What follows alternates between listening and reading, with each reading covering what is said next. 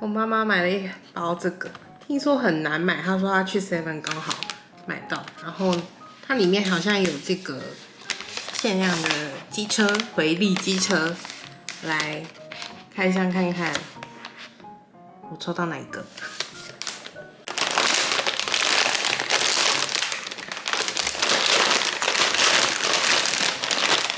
里面有包可乐果。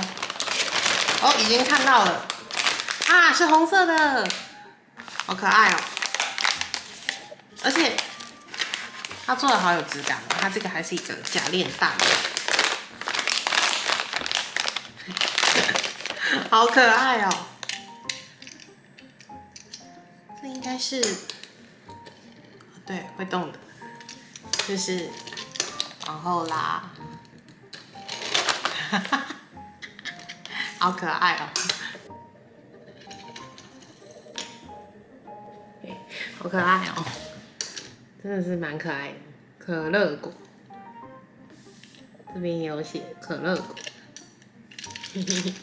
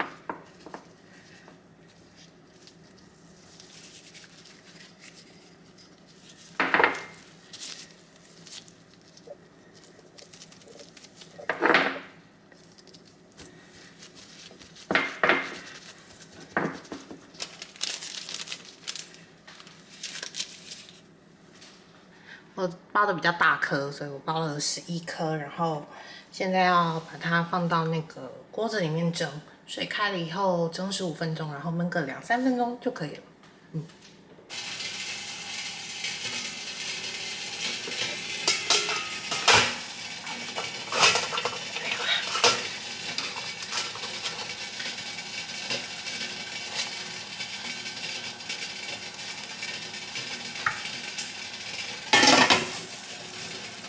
现在已经有点看到惨状了，就是我贪心的下场，上面的皮弄得太薄，然后就破掉了。它现在有一种水晶饺的感觉，怎么会这样？很好笑。天哪！我好，感觉真的很好笑。天哪！我真的要拿手机来拍。跟我想象的画面完全不一样，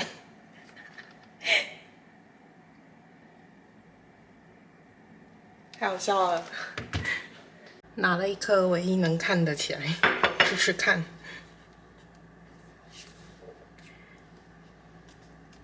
真的跟我想象的画面很不一样。